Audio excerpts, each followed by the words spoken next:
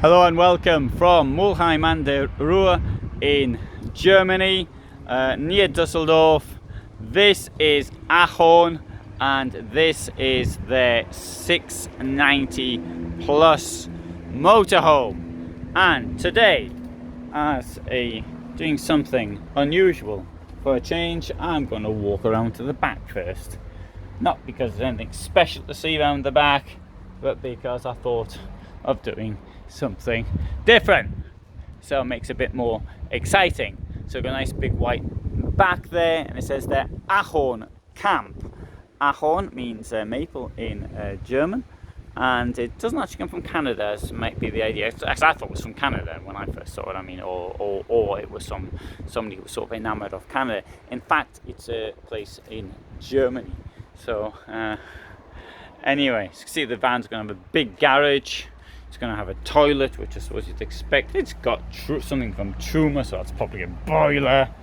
And now, having seen round the outside, we'll have a look at the inside.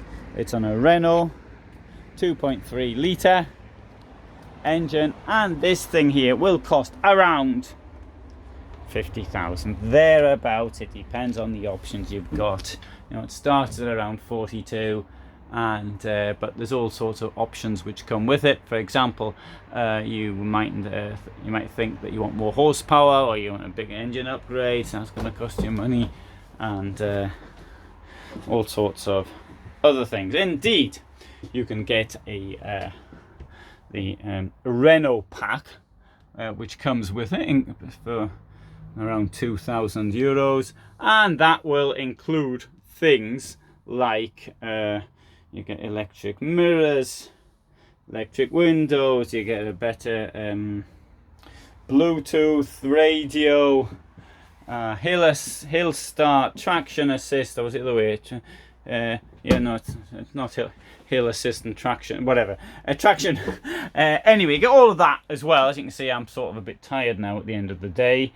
I don't think, however, you will get an automatic gear. I haven't seen it, though. Then again, if you're buying something new and you say, I want an automatic gearbox, I'm sure you'd get it. It'll cost you more, but I'm sure that you'd get it. Also, there's a sort of design packet, and I think this van's coming with that design packet as well, because it just sort of look a little bit more exquisite. These chair covers, for example, are I think that's, I'm no expert, but that seems like leather to me, and sort of leather and cloth mixed.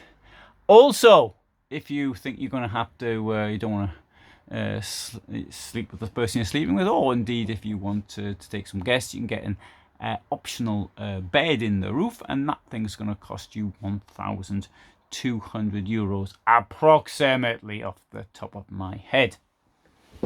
So, seeing as I brought up the subject of the bed in the roof, I shall demonstrate how it works. Oh, I can't, I haven't got the key. So let's just see if the dog can find the key. Let's ask the dog, where's the key? Got it. You see, that was magic. Good, let's turn the thing around.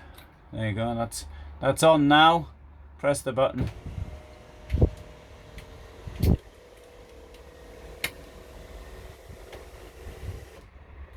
Right, here we can see what the bed looks like when it's down. We won't go any further than that. You've got a bit of space down there if you need it for any reason. Don't know why you might need any space when the bed's down, but there could be a good reason. And under here, you see, at both sides, you get a net. The net goes into there, okay, got there. Like this buckle here goes into there, and that'll stop you falling out. Well, that's the idea anyway. Whether or not it works in practice, well, it should do, because I don't know, it's going to be difficult to sort of fall through the holes in that net. And I mean, unless you're really thin, that is. But I've got to say, there's a lot of slack on the net as well. So I mean, it doesn't mean it's enough to hold you. But I think, but I don't think it would hinder you as you're getting in and out. I say that from the point of view of theory. I don't know. I have never used it.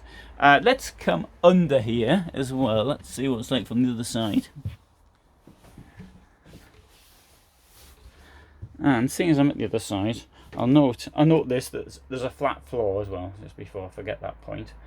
And here you can see what the bed looks like up here. This thing here is, it just comes, I don't actually what the point of this is, but it comes, when it's new, it comes with this elastic thing on. But then you'd take it off. Anyway, somebody might know why it comes with that. And anyway, here we have lots of storage, and this is one of the advantages of Renault, is you got lots of storage. Now, what about the Renault for motorhomes? Is it a good idea or not? The fact is that only Ahorn is the only company that I am aware of that uniquely manufactures motorhomes on a Renault base, as far as I am aware. I mean, there may be others, but I can't think of any. Now, Renault, obviously, they've got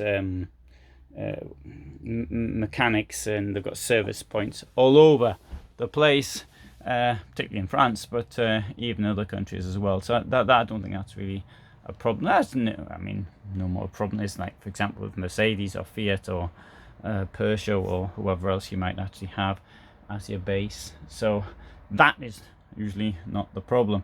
When things go wrong, it's normally, you wouldn't, I mean, obviously Ahorn is, for example, taking it back to Ahorn, well, so in Germany, but I mean, you hear things, the Truma goes wrong, it's international. Thetford goes wrong, it's international.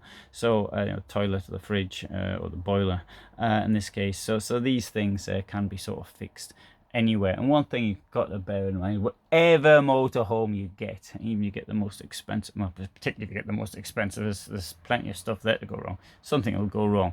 So that's why if you buy a used vehicle, it's usually better to get it from a dealer, because the dealer knows how to fix it, whereas you get it from, you pay less from a private individual, but you don't have the same guarantee. I mean, it could be a useless dealer as well, I mean, but for a used vehicle. Anyway, just make all those points as I'm here, so to speak. I'll put this back then.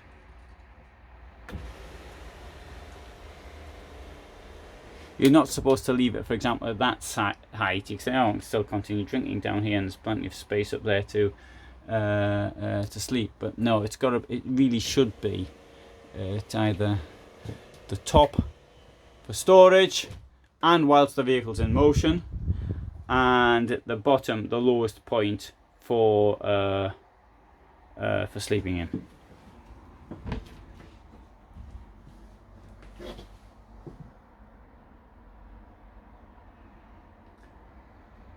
You can see here the slope of the roof from outside.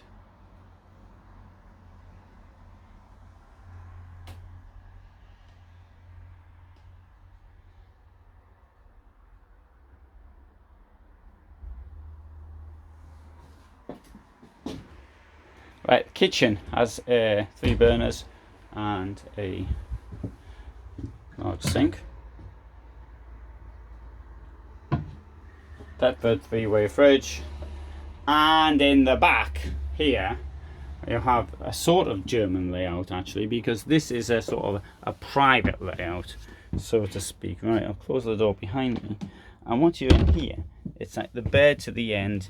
It's a, you know, I think it's a bit cramped, to be quite honest, but you know, it's a bit, you might want to be in something like this. And when the bed's out, there's a board that goes down here, which I haven't got available at the moment, but never mind, I have demonstrated it in other videos. And this chair, this cushion here goes down there like that. You see, wasn't there something? Whoops. Well, I think you get the idea. So it comes out sort of like that, and you've got a little bit of space there to sort of get into bed with. And under here, you've got access to the garage and the boiler via the garage.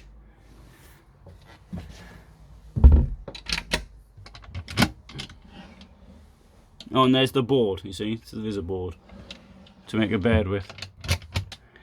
And down here too.